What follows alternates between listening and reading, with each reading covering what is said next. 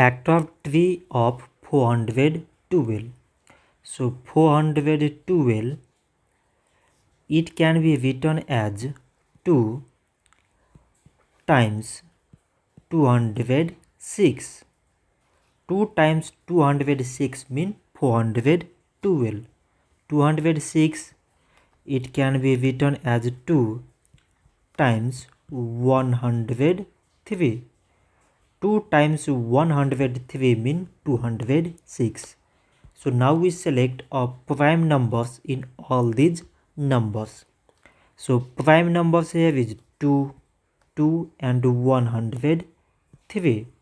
So we can write 412 is equal to product of all these prime numbers, that is 2 times this 2 times this 103. So this much for today, and thanks for watching.